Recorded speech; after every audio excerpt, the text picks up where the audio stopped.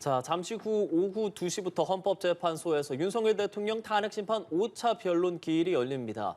윤 대통령이 이번에도 직접 출석하겠다는 의사를 밝힌 가운데 이른바 정치인 체포와 관련된 군과 국정원 핵심 인물들도 나올 예정이라 오늘 치열한 진실 공방이 예상됩니다. 네, 자세한 내용 서정빈 변호사 그리고 사회부 법조팀 이채연 기자와 함께 짚어보도록 하겠습니다. 두 분 어서 오세요. 안녕하십니까? 안녕하십니까? 네, 안녕하십니까? 자, 앞서 말씀드렸지만 오늘 5차 변론 기일 상당히 많은 핵심 증인이라고 할 수 있는 인원들이 증인대에 서게 됩니다. 오늘 증인신문 어떻게 진행되는 건지 먼저 좀 짚어볼까요, 저희?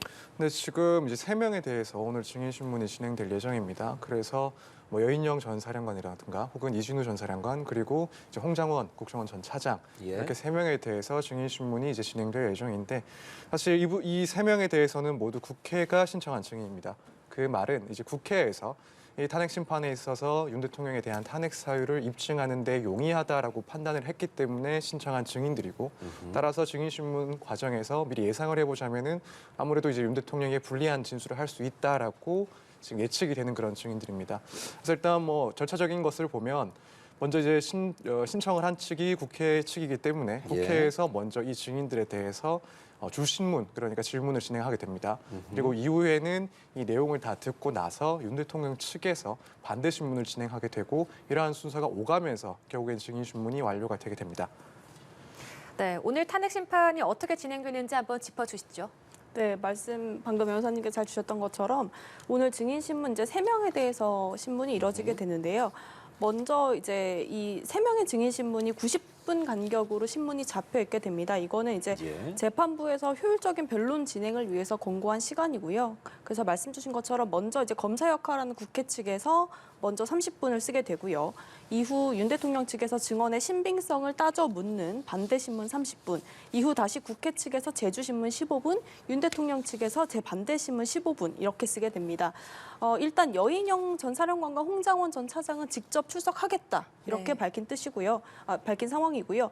일단 이 오늘 나오는 인물들의 좀 면면을 보면 좀 쟁점이 어떤 공방을 벌이게 될지가 알 수 있는데 오늘 좀 장기간 심판이 진행이 될 것으로 보이고 왜냐하면 홍장원 전 차장 같은 경우는 지금 증인신문이 5시 반부터 잡혀있기 때문에 오늘 거의 하루 종일 밤 늦게까지 심판이 이어질 걸로 보이고요. 일단 쟁점은 국회 계엄 해제 의결 방해 의혹이라든가 정치인 체포 의혹이라든지 이런 윤 대통령의 직접 지시가 있었는지를 둘러싼 부분이 될 것으로 보입니다. 예, 말씀을 해주신 것처럼 오늘 증인들, 핵심 증인들이 증언대에 설 예정입니다. 2시 반이 이진우 전 수도방위 사령관으로 예상이 되고요. 저희가 왼쪽 화면으로 보여드리고 있습니다만 4시에는 여인영 전 방첩 사령관의 증인신문이 진행되고 이어서 5시 반에 홍장원 전 국정원 1차장의 증인신문이 이어지게 됩니다. 오늘 오후 2시에 윤석열 대통령이 출석을 하게 되고요. 지금 보여드리는 화면은 서울구치소 지금 이 시각 현장 화면입니다. 경찰 인력도 좀 모여 있고요. 아마도 2시 신문이기 때문에 잠시 뒤면 이 구치소를 떠나서 헌법재판소를 향해 출발을 할 것으로 보이고 앞서 말씀드린 것처럼 5시 반 홍장원 전 국정원 차장까지 신문이 이루어지면 아마 해가 좀 질 것으로 보입니다. 앞서 이채연 기자가 전반적인 오늘 증인들에 대한 설명을 좀 해주었어요. 변호사께서도 어떤 부분을 좀 중점적으로 보면 좋을지 한 명 한 명 좀 짚어보면 좋을 것 같은데 저희 시간 순으로 좀 생각을 해보도록 하죠. 일단 가장 먼저 이진우 전 수도방위 사령관이 증언대에 설 예정인데 어떤 부분에 대해서 좀 얘기를 하게 될까요? 일단 이진우 전 사령관 같은 경우에는 사실 이제 어제 나왔던 그 공소장 내용을 보더라도 윤 대통령이 이 국회의 그런 진입과 관련해서 구체적인 지시를 또 받았던 그런 사령관으로 지금 보여지고 있습니다. 그렇기 때문에 이진우 전 사령관이 이제 진술할 수 있는 부분들은 결국 이제 이 계엄 선포 당시에 대통령이 어떠한 지시를 말을 했는지 그리고 이 지시에 따라서 어떤 내용이 수행되었고 어떤 내용은 또 실제로 수행되지 않았는지 이 부분이 결국에는 핵심적인 내용이 될 것 같습니다. 어제 이제 공소장 내용을 비추어 봤을 때는 결국 이제 대통령은 이진우 전 사령관에게 대해서 계엄 당시에 몇 차례 통화를 하면서 당시의 상황을 묻거나 이후에는 이제 진입을 요청을 하거나 또 심지어는 진입에 조금 어려운 상황이 발생을 하자 아직까지 이제 계엄 해제 요건을 만족하기 위한 국회의원들이 출석을 안 했을 수가 있다. 인원이 미달될 수가 있으니 어서 빨리 들어가서 총을 쏴서라도 문을 열고 이제 작전을 수행하라. 혹은 또 이후에는 설사 뭐 인원들이 모두 그 국회의원들이 모두 들어갔다 하더라도 윤 대통령이 뭐 2차, 3차 계엄을 선포하면 되기 때문에 따라서 작전을 곧바로 수행을 하라. 이런 구체적인 지시가 있었다라는 내용들이 지금 공소장에 보면은 이제 포함이 되어 있습니다. 예. 그래서 이 내용들을 결국 들었다는 그런 전 사령관이기 때문에 여기에 대해서 진술을 할 수도 있고 따라서 국회 측에서는 이 부분에 대해서 직접적으로 또 상당히 집중해서 질문을 할 것으로 보입니다. 예. 이제 만약 여기에 대해서 이 사령관이 이준우 사령관이 구체적인 답변을 한다. 그리고 공소장에 어느 정도 일치하는 듯한 그래서 윤 대통령에게는 상당히 불리해 보이는 듯한 그런 진술이 있다라고 한다면 이제 결국에는 반대 측에 있는 윤 대통령 측에서는 그러한 내용들이 실제 사실인지 혹은 진술하는 과정에서 모순점이 없는지 그렇지 않다면 그 신빙성을 또 신뢰할 수 있는지 여부에 대해서 증인신문 과정에서 집중적으로 다뤄질 것으로 보입니다. 그래서 뭐 예를 들면은 그러한 지시를 한 것이 사실이 맞느냐 혹은 그런 취지가 아니라 결국에는 질서 유지를 위한 목적으로 지시를 한 것 아니냐 이런 내용의 구체적인 신빙성 탄핵이나 혹은 사실관계 확인을 위한 그런 질문들이 오갈 것으로 저는 예상이 되는 상황입니다. 예. 이준우 전 수도방위 사령관 아무래도 지금 구속 기소된 상태지 않습니까? 네. 취재하면서 뭐 어떤 부분에 대해서 조금 중점적으로 보고 계시는지요? 네, 일단 오늘 방금 말씀 주신 것처럼 이진우 사령관 같은 경우는 여인영 사령관과 함께 내란 중요 임무 종사 혐의로 지금 구속 기소돼서 형사 재판을 받고 있는 피고인 신분이지 않습니까? 예. 때문에 오늘 이제 증인 신문에서 뭐 추가적으로 어떤 진술을 할지가 주목되는 부분이지만 다만 오늘 재판에서의 발언이 본인에게 불리한 진술이 나올 수도 있기 때문에 예. 사실 얼마나 좀 적극적으로 증언할지는 좀 미지수이고요. 뭐 헌재 가림막 설치 같은 요청을 할 수도 있긴 합니다만 이건 좀 변론 시작이 돼봐야 알 수 있는 부분이고 사실 그 이진우 사령관 같은 경우는 아까 변호사님 말씀해 주신 것처럼 어제 윤 대통령 공소장에 좀 추가로 드러났던 부분이 또 수방위가 실행해야 되는 임무 보고를 김용현 전 장관에게 했던 부분이 새롭게 드러난 바 그렇죠. 있습니다. 그러니까 계엄 선포를 전후로 해서 뭐 망치라든가 뭐 쇠지렛대라든가 이런 것들을 좀 부하들한테 휴대하도록 했던 그런 정황이 좀 새롭게 드러났던 부분이라서 윤 대통령이 좀 부인을 해왔던 이런 국회 무력화 시도에 대한 뭐 뒷받침할 추가 증언들이 좀 나올 수 있을지가 주목되는 부분입니다. 네, 지금 이진우 국군 수도방위 사령관과 함께 4시에는 여인영 전 국군 방첩사령관이 진술이 지금 예정돼 있는데 두 분 다 지금 구속 기소된 상태입니다. 따라서 형사재판에 불리할 수 있기 때문에 이런 이유로 증언을 거부할 가능성도 있어 보이십니까? 네, 그럴 가능성도 상당히 있어 보입니다. 지금 이진우 전 사령관 같은 경우에는 본인의 형사 사건에서 형사 재판에서 정당한 그런 지시를 수행한 것뿐이기 때문에 무죄를 주장하고 있는 것으로 알고 있습니다. 그리고 이제 여인영 전 사령관 같은 경우에는 뭐 정확하게 어떤 취지로 무죄를 주장하는지는 아직 확인이 전 되지 않긴 했지만 마찬가지로 사실은 뭐 내란 혐의에 대해서 인정하지는 않고 있을 것으로 보입니다. 네. 그렇기 때문에 결국에는 본인들의 형사 재판에서 무죄를 주장하고 있는 이상 이 사건 탄핵 심판에서 자신들의 그런 진술이 불리하게 작용할 수 있는 형사재판에서 불리하게 작용할 수 있는 가능성이 충분히 있기 때문에 따라서 많은 부분에 대해서는 질문에 대답을 하지 않는 그런 진술 거부를 행사할 수도 있다라는 생각이 들고 또 한편으로는 이렇게 무죄를 주장하고 있는 사건과 결국 윤 대통령의 지금 탄핵 심판 결과는 어느 정도 상당히 영향을 주고 받을 수밖에 없는 구조이긴 합니다. 결국 윤 대통령에 대한 탄핵 심판에서 윤 대통령의 탄핵이 결국에는 인정이 되지 않고 기각된다라고 한다면 그렇다면은 결국 이 나머지 두 사령관들의 그런 주장들 그래서 뭐 적법한 그런 지시를 수행한 것뿐이다라는 그런 주장에 대해서 어느 정도 뒷받침이 될 수 있는 결론이 될 수도 있습니다. 그런 점을 고려했을 때 결국 본인들이 진술한 내용이 혹시라도 윤 대통령에게 불리하게 작용을 하고 그 결과 탄핵 심판의 결과뿐만 아니라 잠시만요. 지금 이 시각 서울구치소 현장 저희가 보여드리고 있습니다. 자, 법무부 호송 차량 파란색으로 보이는 차량이 보이죠. 윤석열 대통령이 헌법재판소로 출발하는 지금 이 시각 화면 저희가 보여드리고 있습니다. 오늘 5차 변론 기일이 열리게 됩니다. 탄핵 심판 5차 변론이 있기 때문에 지금 이 시각 서울구치소에서 호송 차량이 헌법재판소를 향해 출발을 하는 상황 보여드리고 있습니다. 12시 16분, 17분 정도 되는 지금 이 상황인데요. 앞뒤로 경호 차량이 구치소에서 떠나고 있는 상황이고요. 저희가 현장 지금 바로 라이브 생중계로 보여드리고 있기 때문에 화면이 잠시 좀 끊겼던 점에 대해서 좀 양해 말씀을 드리도록 하겠고요. 저희가 계속 이렇게 화면을 좀 따라가면서 보여드릴 거기 때문에 다소 화면이 고르지 못한다면 그런 부분들 시청자 여러분께서 좀 양해해 주시면 감사하겠습니다. 자, 지금 이 시각 조금 전입니다. 구치소를 떠나는 호송 차량을 함께 보고 계십니다. 앞에 2대 그리고 뒤에 2대 검은색 차량, 경호 차량으로 보이고요.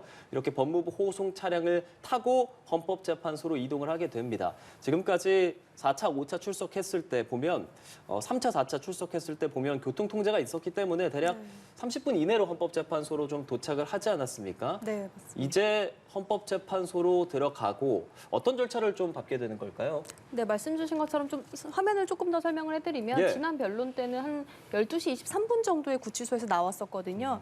말씀 주신 것처럼 교통 통제를 하면서 뭐 한남대교를 거쳐서 이제 20여 분 만에 안국역 사거리에 도착을 했었습니다. 그래서 따라서 교통 통제가 이뤄진다면 한 뭐 20-30분 만에 헌재에 도착할 것으로 보이고요. 지금 저 법무부 호송 차량에는 윤 대통령과 교도관만 탈 수가 있거든요. 예, 그 탈 수가 있고 앞뒤로 경호 차량에 붙어서 이동을 하게 되고요.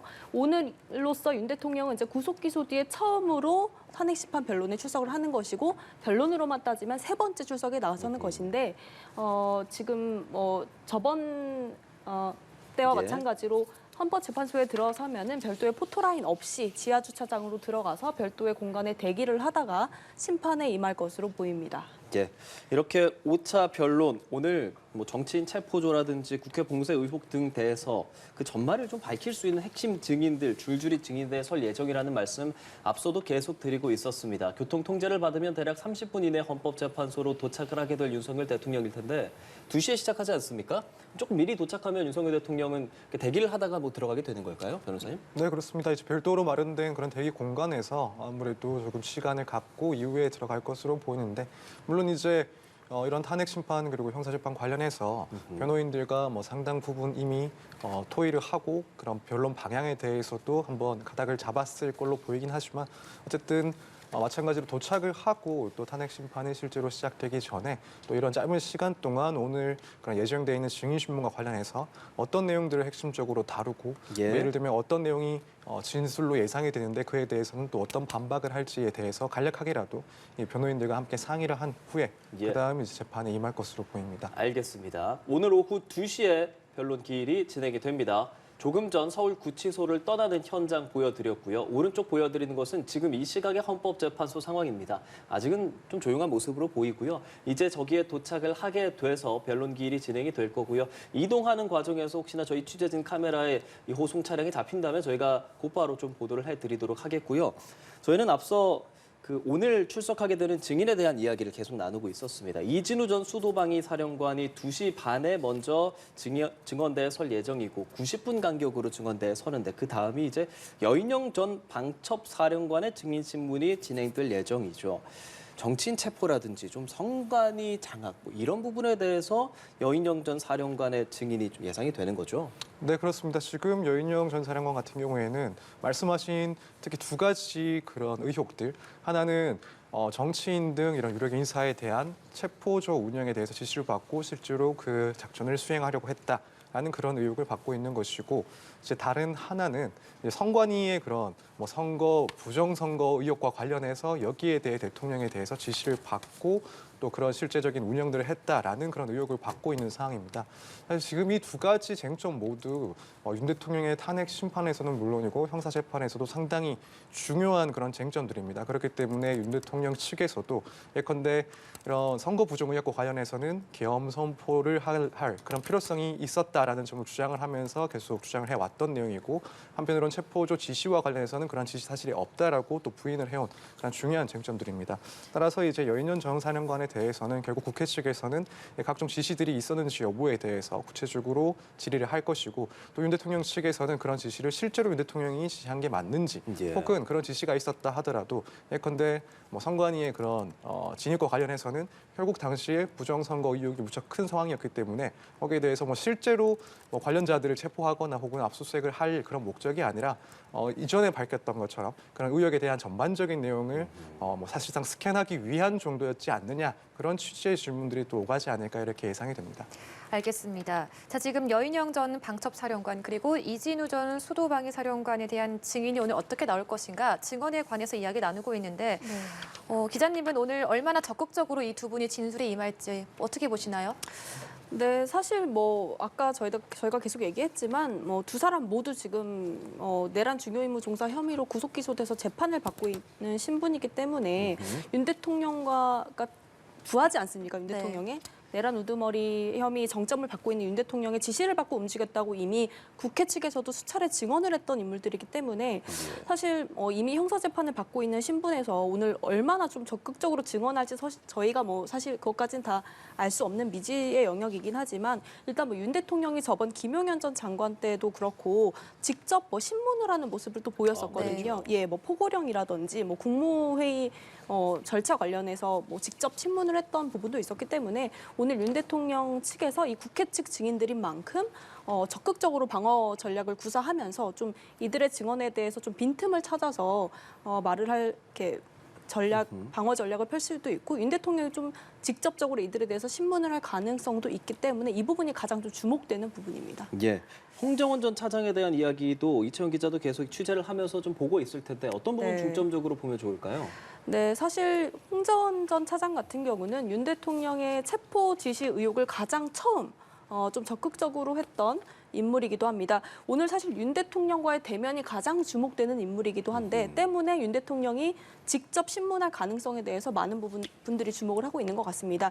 다만 저희 취재 결과 이제 윤 대통령 측 윤갑근 변호사는 윤 대통령이 직접 홍 전 차장을 신문할지 정해진 게 없다. 아마 안 하실 거다. 이렇게 답을 했는데 다만 뭐 저번 김용현 전 장관 때처럼 뭐 완전히 직접 증인 신문을 할 가능성은 배제할 수는 없는 상황이고요. 오늘 이제 말씀 주신 것처럼 홍 전 차장 같은 경우는 뭐 이번에 싹 다 잡아들여라 뭐 이런 윤 대통령의 지시를 적극적으로 분단위별로 폭로를 했던 인물이기 때문에 오늘 이 홍 전 차장의 신문 과정에서 발언이 좀 이번 심판에서 중요한 분수령이 될 수 있다는 전망이 나오는 이유이기도 합니다. 예. 서 변호사께서는 어떤 부분 중점적으로 보고 계십니까? 우선 지금 이 증인들은 결국 국회 측에서 유리하다, 그래서 탄핵 사유를 입증하기에 용이하다라고 판단을 한 인물들이기 때문에 실제로 그런 국회가 생각을 했던 것만큼 이 계엄 사태에 대해서 구체적인 진술이 있을지 아까 우리가 계속 이야기를 했던 것처럼 다만 본인들의 그런 형사 재판이 함께 문제가 되고 있는 상황이라서 진술이 있다 하더라도 얼마나 구체적으로 이야기가 나올지 이 부분을 조금 지켜보는 게 의미가 있을 것 같고 또 한편으로는 이제 홍장원 전 차장 같은 경우에는 뭐 국회 등에서 상당히 구체적으로 윤 대통령의 그런 통화 사실 그리고 지시한 내용 등에 대해서 일관되게도 주장을 해온 사람입니다. 예. 그렇기 때문에 이제 마찬가지로 이번 재판에서도 우선 국회 측의 질문에 대해서 그런 구체적인 사실을 그대로 진술을 할 가능성이 무척 높아 보이고 이제 관건은 여기에 대해서 만약 예상되는 그런 진술들이 구체적으로 나온다라고 한다면 결국 윤 대통령 측에서는 이 부분을 어떻게 배척하거나 혹은 신빙성을 떨어뜨릴 수 있을지 이 부분을 상당히 중요하게 볼 내용이라고 생각합니다.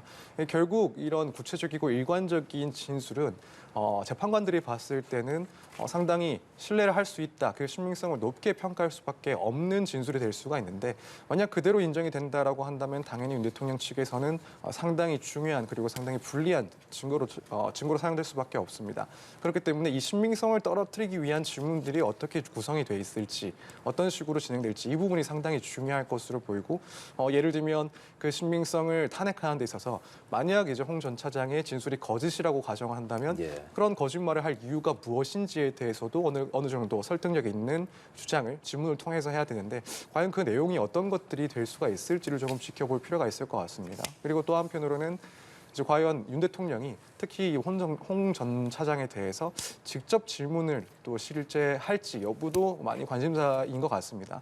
다만 이제 변호사의 입장에서 봤을 예. 때는 아무래도 이제 가장 첨예하게 대립을 해온 그런 구조이기 때문에 실제로 윤 대통령이 직접 질문을 했을 때 거기에 대해서 곧바로 홍 전 차장이 반박을 하고 또 상당히 설득력 있는 반박을 하게 된다라고 한다면 결국 보여지기에 따라서는 윤 대통령의 주장의 신빙성이 떨어지는 그런 결과가 될 수도 있습니다. 그렇기 때문에 이런 점을 고민을 한다면 사실 구체적이고 또 다수의 질문을 윤 대통령이 직접 하는 것은 어렵지 않을까. 그렇다면 대부분의 질문은 결국 대리인을 통해서 이루어지는 게 변호인들 입장에서는 훨씬 부담이 적을 것이라고 생각이 됩니다. 다만 이제 변수는 어쨌든 윤 대통령의 입장에서는 당사자이기도 하지만 법조 경력이 상당한 검찰 출신의 대통령이기 때문에 증인 신문이나 이런 절차에 대해서는 당연히 누구보다도 익숙할 거고, 그렇다면 이제 본인이 또 이런 위험 부담을 감수하고 직접 질문을 또 많이 할 수도 있다. 이 점이 변수가 되지 않을까. 그 점을 조금 지켜볼 필요가 있는 것 같습니다. 예, 알겠습니다. 지금 오늘 윤 대통령이 직접 신문할 가능성에 대해서도 이야기를 해주셨는데, 자, 오늘 만약 윤 대통령이 직접 신문에 나선다고 하면 이 부분이 윤 대통령에게는 유리하게 작용하는 걸까요? 아무래도 윤 대통령 본인이 직접 출석할 뜻을 밝힌 이유 자체가 윤 대통령이 직접 어느 정도 반박을 하거나 중요한 부분을 물으면서 사실관계가 다르다면 본인이 적극적으로 진술하겠다라는 뜻이 담겨져 있는 것이거든요. 예. 그러니까 계속해서 공수처 수사라던가 다른 수사기관 진술은 거부해 왔지만 탄핵 심판만큼은 공개된 법정이지 않습니까? 네. 그래서 이제 밀폐된 공간에서 수사기관에서 진술을 하는 것보다 윤 대통령은 계속 공개된 법정에서 본인의 의사나 이런 것들을 적극적으로 밝히겠다고 말한 바 있기 때문에 본인 입을 통해서 적극적으로 진술하는 부분은 당연히 유리할 수 있지만, 다만 지난번 김용현 전 장관 첫 증인 신문 때도 보면요. 윤 대통령이 적극적으로 진술하긴 했지만 오히려 이게 윤 대통령이 최종적으로 포고령 같은 것들을 문건을 승인했다거나 좀 김용현 전 장관과 좀 말이 엇갈리는 부분들이 좀 다소 보였었거든요. 때문에 윤 대통령 입으로 직접 진술을 한다고 해서 이게 좀 반드시 유리한 것만으로도 아닐 수도 있다. 이런 분석이 나오는 이유입니다. 알겠습니다. 저희가 지금 화면들 보여드리고 있습니다. 도로의 상황들 보여드리고 있는데요. 지금 보여드리는 화면은 이제 을지로 상황인데 지금 헌법재판소로 향하는 지금 상황이고요. 윤석열 대통령의 차량이 헌법재판소로 향하고 있고 고속도로 상황도 보이고 있습니다. 헌법재판소 주변의 도로는 통제돼 있고요. 일반 보행로도 경계가 강화돼 있다라는 소식을 전해드리겠습니다. 헌법재판소가 서울 종로구 안국에 위치해 있기 때문에 혹시나 주변에 지나시는 분들께서는 참고하셔서 도로 상황을 좀 보시고 혹시나 그 주변에 지난다면 참고를 하셔야 할 필요가 있다고 보이고요. 헌법재판소 주변에는 차벽도 설치가 돼 있고 안전 펜스도 보행로에 설치가 돼 있는 상황입니다. 저희가 고속도로 상황 보여드리고 있는데 꽤나 막히는 것으로 보여요. 지금 당장 이곳에 지나는지까지는 보여지지가 않고 있기 때문에 12시 16분, 17분경에 헌법재판소로 향했습니다. 구치소에서부터 30km 정도의 거리가 되기 때문에 저희가 이쪽을 지날 것이다라는 도로들을 화면으로 보여드리고 있습니다. 자, 윤석열 대통령과 호송 차량이 보이면 저희가 다시 또 말씀을 나누도록 하겠고요. 서 변호사님, 저희가 앞서 윤석열 대통령이 직접 신문을 한다거나 주고받았을 때 그 유불리에 대한 얘기를 좀 했어요. 물론 질문을 했다가 너무나 이치에 맞는 대답을 하면 불리할 수 있다라는 말씀도 해주셨는데 그럼에도 불구하고 이렇게 증인 질문을 하게 되는 것은 또 이점이 있다면 어떤 것은 있습니까? 사실 그런 점들은 질문하는 당시에는 어떠한 대답이 구체적으로 나올지를 예상할 수가 없기 때문에 그 자체로 이 점을 미리 판단해서 진행하는 것은 조금 어려운 점이 있긴 하지만 적어도 일단 따져보자면, 생각해보자면 결국 당사자로서 사실관계에 대해서 누구보다도 잘 알고 있는 사람이 직접 질문을 한다, 그리고 대답을 듣고 거기에 대해서 재반박을 한다라는 것은 원활하게 이루어질 경우에는 결국 이 당사자의 그런 주장, 그러니까 윤 대통령의 기존 주장에 대해서도 어느 정도 신빙성이 확보되는 측면이 있습니다. 다만 이제 결국 그런 증인신문 과정이 얼마나 원활하게 이루어지는지에 따라서 그런 전체적인 신빙성 여부는 조금 달리 판단될 수 있는 부분이고요. 그래서 지금도 예상을 조금 해보자면 지금 홍정원 전 차장에 대한 질문은 상당히 좀 부담스러울 것 같다라고 일단 개인적인 의견을 드렸고, 다만 이제 이진우 그리고 여인영 전 사령관 같은 경우에는 오늘 국회에서 먼저 질문하는 내용에 대해서 어떻게 답변이 나오는지에 따라서 윤 대통령 측에서는 직접적인 신문을 좀 고민해 볼 수 있는 부분이 있다라고 알겠습니다. 생각합니다. 저희 지금 이 시각 경부고속도로 상황 보여드리고 있습니다. 지금 이 시각입니다. 윤석열 대통령을 태운 호송 차량이 경부고속도로를 지나는데요. 저희 화면이 지금 고르지 못합니다. 저희가 좀 더 전면적인 화면을 다시 보여드리도록 하겠습니다. 이 시각 지금은요 한남대로입니다. 네, 경부고속도로를 나와서 이제 한남대로를 건너고 한남대교를 넘으면 바로 강북으로 연결이 되기 때문에 윤석열 대통령이 지금 경부고속도로를 지나는 모습 저희가 조금 전에 보여드렸습니다. 저희 취재진도 윤석열 대통령의 호송 차량을 보여드리면서 윤석열 대통령이 어느 정도까지 갔는지 현장 상황을 보여드리기 위함인데 잠시 좀 화면 연결이 고르지 못한 점은 시청자 여러분께 양해 말씀을 드리도록 하겠습니다. 자, 이제 저희 윤석열 대통령이 이제 오늘 5차 변론기일에 출석을 하는데 사실 검찰이 윤석열 대통령을 이제 기소했잖아요. 기소하면서 101장 되는 공소장 그 적시된 내용들을 보면 사실 그 전에 알려졌던 것과 새로운 내용들도 상당히 많이 담겼단 말이죠. 이채원 기자께서 좀 전반적인 정리를 좀 해주실까요? 네, 맞습니다. 앵커께서 말씀 주신 것처럼 앞선 윤 대통령이 탄핵 심판에서 뭐 평화적 계엄이었다, 경고성 계엄이었다 이렇게 주장하는 것들과 정면 배치되는 새로운 내용들이 속속들이 담겼습니다. 그러니까 그야말로 이 101쪽 공소장에는 이 계엄 사태의 전모들이 속속 담겨 있는데요. 예. 그중에 좀 새로웠던 부분이 지금 이상민 전 행안장관이 의혹을 받고 있는 언론사 뭐 단전 단수 지시 의혹이라던가 김용현 전 장관의 직접 경찰 투입 방안을 지시한 부분이라던가 아니면 아예 국무위원들에게 줄 이제 배포 문건을 미리 출력해 놓은 부분이라던가 이런 부분들이 좀 새로운 부분들인 거거든요. 그리고 뭐 이 밖에도 뭐 체포조 의혹이나 뭐 계속해서 문제되고 있는 뭐 포고령이나 국회나 선관위에 군경을 투입한 이런 면면마다 더욱더 구체성을 띠고 있어서 예. 윤 대통령이 탄핵 심판에서 직접 했던 발언들과는 괴리가 상당히 커진 모습입니다. 그러니까 검찰은 아예 국헌문란 목적 폭동으로 못을 박았는데 윤 대통령 측에 이제 공소장에 대한 입장이 있냐라고 물어봤을 때는 뭐 살펴보고 있다. 다만 상식에도 맞지 않고 납득이 되지 않는다. 이렇게 저희 취재진에 밝혔고요. 추후 재판 상황에 따라 설명하겠다. 이렇게 밝혔는데 예. 뭐 특히 이제 지금 이상민 행안장관 문건이 좀 공개가 되면서 이 부분이 또 다른 쟁점이 될 걸로 보이고 이상민 행안장관 역시 오늘 공수처에서 검경으로 다시 사건을 재입첩했기 때문에 예. 수사로 좀 더 밝혀져야 될 부분들도 남아 있습니다. 지금 이 시각입니다. 한남초등학교 앞. 이 한남초등학교가 한남대교 바로 앞쪽에 위치해 있기 때문에 네. 육교도 하나 보였고요. 지금 맞습니다. 한남초등학교 앞을 지나면서 거의 이 정도면 뭐 도착을 했다고 봐야겠죠. 네, 저번에도 마찬가지로 한남대교 남단을 진입해서요. 관저북은 고가도로를 거쳐서 바로 안국역 사거리로 이동을 했었기 때문에요. 예. 이 부분을 거쳐가면 지금 뭐 차량 흐름도 원활해 보이기 때문에 금방 안국역 헌법재판소 인근으로 도착할 수 있을 것으로 이제 보입니다. 한남대교를 지나고 나면 지금 고가도로 이렇게 오르면 터널이 있어요. 터널을 빠져나오면 거의 강북으로 바로 진입이 되기 때문에 아마 윤석열 대통령 측의 차량, 지금 보여드리는 이 파란 차량 안에 윤석열 대통령이 타고 있을 것으로 보이고요. 앞뒤로 경호 차량과 경호 오토바이 등 윤석열 대통령을 경호하면서 지나가고 있습니다. 헌법재판소 주변에 지금 도로도 통제돼 있기 때문에 혹시나 주변에 지난다면 파악을 하셔서 주변 좀 보셔야 될 것 같다라는 말씀을 드리도록 하겠고요. 지난번 변론 기일로 예상해 봤을 때는 윤석열 대통령이 도착을 하고 국회 측 그리고 윤석열 대통령 측 변호인단이 각각 어느 정도의 또 입장을 낼 것으로도 보입니다. 네. 그렇다면 윤석열 대통령 측에서 주장하는 바 지금으로 봐서는 그 변호인단이 대리인단이 어떤 이야기 좀 하겠습니까?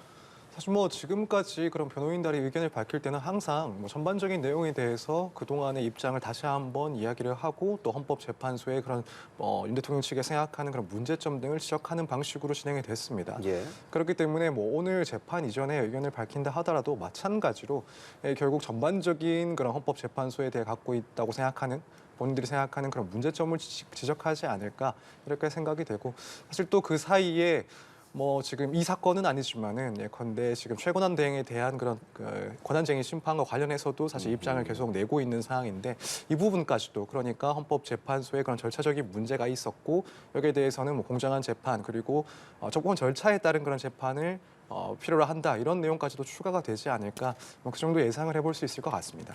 알겠습니다. 자, 어제 검찰이 작성한 그 101쪽 분량의 공소장 이야기를 조금 더 짚어보자면 새로운 내용들이 정말 많았다라고 말씀해 주셨는데 서 변호사께서는 이 공소장 내용 어떻게 보셨습니까? 네, 우선 말씀하신 것처럼 기존에 이제 언론을 통해서 나왔던 그런 의혹들보다도 더 자세하고 또 추가된 의혹들이 포함이 돼 있어서 저 역시도 그런 점들은 상당히 인상 깊게 봤습니다. 특히 지금 윤 대통령이 이제 김용현 전 장관에게 비상계엄을 선포할 때 만약 그렇게 된다면 군병력은 얼마나 동원할 수 있는지를 묻고 또 경찰 위주로 구성을 하고 군은 간부 위주로 구성을 하면은 병력이 얼마가 되는지 이렇게 실제로 구체적인 내용을 물어봤다라는 내용이나 혹은 김 전 장관이 1,000명 미만 정도의 병력이 확보가 된다라고 하니 여기에 대해서는 그 정도 병력이면 국회와 이제 선관위에 투입을 시키면 되겠다 이런 구체적인 진술을 했다라는 내용도 그 전까지는 드러나지 않았던 구체적인 내용이라서 상당히 의미가 있었던 내용인 것 같고 그밖에 지금 뭐 체포조 운영 의혹과 관련해서도 공소장 내용에 의하면 그것이 사실이라고 한다면 뭐 육군뿐만 아니라 뭐 공군, 해군 해병대 수사관들까지도 체포조에 이제 지원을 받아서 운영을 하려 했다. 그렇기 때문에 군 전반에 대해서도 이런 체포조 운영과 관련된 그런 그렇죠. 검토 등이 있었다라는 점이 또 일단 확인이 됐기 때문에 이런 점들이 상세히 드러났다는 점에서 일단 검찰 쪽에서도 이 지금까지 파악된 사실관계들을 상당히 상세하게 그리고 구체적으로 이 공소장에 담아냈다라는 생각을 했습니다. 그리고 이제 이 공소장 내용을 보면서 조금 생각해 볼 수 있는 게 예. 결국 이런 자세한 내용들이 나왔다라는 것은 이 다수의 관계자들의 진술을 확보를 했다라는 것으로 추측을 해볼 수가 있습니다. 뿐만 아니라 이제 그 공소장 전반에 보면은 그 계엄 전에 윤 대통령 그리고 이 김용현 전 장관이 이 나눈 그런 대화 내용들, 그러니까 뭐 두 사람만이 알 수가 있거나 혹은 극소수의 사람들만이 전달받아서 알 수 있는 내용에 대해서도 상당히 자세하게 기재가 되어 있습니다. 네. 그렇다면은 이제 김용현 장관이 초기에 수사기관에서 진술한 내용 중에는 이런 내용들까지 포함해서 현재 시점에서 봤을 때는 윤 대통령이 불리할 수도 있는 진술들이 초기에 있었지 않나 예. 이런 생각이 충분히 들 수 있는 것 같고 향후에 이제 윤 대통령 재판에서도 이런 부분들은 결국 좀 불리하게 작용할 수 있는 점들이다라고 한번 예상을 해볼 수도 있었고요. 그 밖에도 이제 공소장에 나오는 인물들이 상당히 많습니다. 네. 그렇다면은 이제 우리가 언론 등을 통해서 지금까지 조사가 됐다라는 그런 관련자들보다도 더 많은 관계자들, 특히 군 관계자들이 이미 조사가 진행이 되고 있다거나 혹은 앞으로도 수사가 진행될 수 있다. 그렇다면 예상했던 것보다 훨씬 더 예. 많은 관련자들에 대한 조사와 재판이 진행될 수 있다라는 것을 조금 생각해 볼 수 있었습니다. 예. 이채영 기자, 지금 헌법재판소 상황 어떻다고 전해지는 거 좀 있습니까? 네, 일단 저희 현장에 취재진들이 곳곳에 배치가 돼 아, 있거든요. 그렇죠. 지금 안국역 사거리에서 헌법재판소 정문까지는 꽤 가까운 거리이기 때문에 지금 보시는 것처럼 경찰 차벽이 줄줄이 배치가 되어 있는데 지금 저희 취재진에 따르면 현재 정문이 열렸다고 하거든요. 때문에 윤 대통령을 태운 법무부 후송 차량이 곧 도착을 할 수 있을 것으로 보입니다. 일단 탄핵 심판이 진행된 이후에 헌재 보안이 굉장히 강화가 됐습니다. 실제 예. 저희 취재진도 바로바로 정문을 들어갈 수가 있었는데 지금은 일일이 신분 확인을 거쳐서 내부로 진입을 할 수가 있고요. 저 헌재 정문 앞에서 이제 지지자들의 집회가 계속해서 이어지고 있고 좀 우발적인 상황 같은 것 지금 보이는 저희가 화면 보여드리고 있는 호송 차량으로 보입니다. 네. 화면 화질 같은 부분들은 완전하지 않다는 것 좀 말씀드리겠고요. 지금 이 시각에 정문이 열렸다고 말씀해 주셨는데 정문으로 경호처 차량에 이어서 호송 차량이 헌법재판소로 들어가는 것 저희 지금 보여드리고 있습니다. 네, 말씀해 저 주실까요? 부분이 이제 심판정으로 향하는 길목인데요. 바로 왼쪽에 지하 주차장이 있습니다. 그쪽으로 바로 들어가게 될 것으로 보이고요. 이제 지하 주차장으로 들어간다는 건 뭐 그전에도 그랬지만 이렇게 포토라인 앞에 서는 모습을 보기는 좀 어렵겠죠. 맞습니다. 보통 이제 대심 판정으로 향하면서 뭐 본인이 발언을 할 기회가 있거나 하면 탄핵 심판이나 뭐 권한쟁의 심판이나 뭐 당사자들이 직접 이렇게 포토라인에 서게 되는 경우도 있는데 지금 예. 보이시는 저 지하 주차장 안으로 들어갈 경우에는 취재진의 접근이 막혀 있는 공간이고요. 일부 저희 브리핑 기자실에서 저 지하 주차장으로 차량이 들어오는 걸 볼 수가 있었는데 예. 지금은 좀 볼 수 없게끔 가림막을 다 쳐놓은 뭐 통제가 상태입니다. 됐다 하더라고요. 예, 맞습니다. 예, 지금 헌법재판소 주변에 차벽도 계속 설치가 되어 있고요. 지금 이 시각 윤석열 대통령이 헌법재판소 지하 주차장으로 윤석열 대통령을 태운 호송 차량 그리고 경호 차량이 들어가는 것 함께 보셨습니다. 이렇게 되면 이제 오늘 오후 2시부터 윤석열 대통령의 탄핵 심판 5번째 변론 기일이 열리고요. 윤석열 대통령은 출석하는 것으로 확실시 돼 보입니다. 오늘은 저희가 앞서 계속 말씀 나누는 것처럼 국회 측이 신청했죠. 이진우 전 수도방위 사령관, 여인영 전 방첩사령관, 홍장원 전 국정원 1차장이 잇따라 증인으로 출석할 예정이고요. 2시 30분부터 시작해서 90분 간격으로 말씀드린 3명의 증인들이 증언대에 설 예정입니다. 잠시 뒤에 2시부터 탄핵 심판은 진행이 될 예정이고요. 윤석열 대통령은 12시 16분, 17분경에 구치소에서 출발을 해서 조금 전에 대략 12시 40분경에 헌법재판소에 도착을 했습니다. 저희가 현장 화면도 함께 보여드렸고요. 잠시 뒤에 현장에 있는 취재진도 연결을 해서 현장 상황도 좀 짚어보도록 할 텐데요. 이채영 기자 취재할 때 네. 그런 헌법재판소 저렇게 뭐 지지자들도 상당히 지금 많이 모여있을 것으로 예상되지 않습니까? 네. 현장의 분위기가 좀 어떻습니까? 분위기가 일단 굉장히 삼엄한 상태이고요. 삼엄합니까? 예. 게다가 이제 동시에 굉장히 소란스럽습니다. 특히 탄핵 심판이 주 2회 열리지 않습니까? 그러니까 매일같이 저 이제 공간을 찾아서 집회를 이어가고 있는 분들이 있거든요. 그래서 뭐 팻말부터 시작해서 뭐 확성기, 각종 뭐 장비들을 동원해서 집회를 이어가고 있기 때문에 굉장히 소란스러운 상태고 저번에 이제 윤 대통령에 대한 구속영장이 발부된 이후에 뭐 서부지법 난동 사태도 있었고 헌재에 또 월담을 해서 또 남성 한 명이 그렇죠. 체포가 되는 사태도 있지 않았습니까? 때문에 헌재 외곽을 중심으로 굉장히 보안이 강화돼 있고 일단 헌법재판소 자체가 보행로, 차도와 굉장히 밀접한 공간에 있기 네. 때문에 좀 보안이나 경찰 배치 측면 좀 더 강화되는 측면이 있습니다. 그렇습니다. 점점 그런 보완적인 부분들은 강화가 되는 것으로 보이고요. 앞서 이제 이렇게 들어가서 윤석열 대통령 측의 대리인단 그리고 국회 측 변호인단, 대리인단이 어느 정도 취재진 앞에서 이야기를 하지 않습니까? 그 전에도 그랬고 앞서서는 윤석열 대통령 측 대리인단이 어떤 말을 할까에 대한 부분들 서정민 변호사가 짚어주셨는데 과연 그렇다면 국회 측에서는 오늘 어떤 부분에 대해서 중점적으로 좀 이야기를 하게 될까요? 글쎄요, 저도 사실은 뭐 국회 측에서 어떠한 내용을 이 사건과 관련해서 미리 얘기를 하고 들어갈지는 조금 예측하기 힘든 것 같습니다. 일단은 뭐 증인신문이 무척 중요한 상황이기 때문에 뭐 여기 이 오늘 증인신문에서 기대할 수 있는 그런 내용 등에 대해서 일부 언급을 하지 않을까 정도까지는 생각해 볼 수 있긴 하지만 무엇보다도 중요한 것은 결국 오늘 증인신문 과정이 어떻게 흘러갔고 그 결과 이제 재판관들에게 어느 정도의 심증을 심어줄 수 있는지 여부이기 때문에 뭐 제 생각에는 오늘 이런 재판 절차와 관련해서 예. 무척 중요한 내용이라든가 혹은 뭐 그런 핵심적인 내용 등을 굳이 언급할 것 같지는 않다 이런 게 개인적인 생각입니다. 어허. 자, 국회 측에서 증인들을 이렇게 부르지 않았습니까? 혹시라도 지금 오늘 증인으로 선정된 이 3명이 국회 측에서 불렀다는 건 국회 측에서 본인들이 조금 더 이 증인들과 이야기하는 것이 유리하다라고 생각하는 걸 텐데 그에 반하는 말이 나올 가능성도 혹시라도 있습니까? 그게 결국에는 예. 지금 이 증인들 중에 2명의 사령관이 이제 자신들의 형사 재판이 걸려 있기 때문에 그런 측면에서는 국회가 예상하지 못했던 국회 측이 예상하지 못했던 방식의 증인 신문이 될 수도 있습니다. 그래서 뭐 핵심적인 내용들 중에서도 특히 이 2사령관의 그런 내란 관련 혐의와 연결이 직결되는 그런 내용들에 대해서는 2사람이 어쨌든 진술을 하지 않거나 예. 혹은 일부만 진술할 가능성도 있습니다. 그렇게 되면은 아무래도 유리하게 생각했던 증인에게서 구체적인 그런 유리한 증언이 나오지 못하게 되는 그런 경우가 발생을 하게 될 거고 물론 이 상황까지도 대리인단에서는 결국 국회 측 대리인단에서는 어느 정도 전제를 하고 가정을 하고 일종의 그런 시나리오를 짜놨을 거라고는 생각을 하지만 어쨌든 그렇게 되면은 사실 오늘 증인신문 내용에서 이 국회 측이 얻으려고 했던 그런 심증과 관련된 부분에 대해서는 뭐 소득이 없을 가능성도 없지 않아 있다고 생각이 됩니다.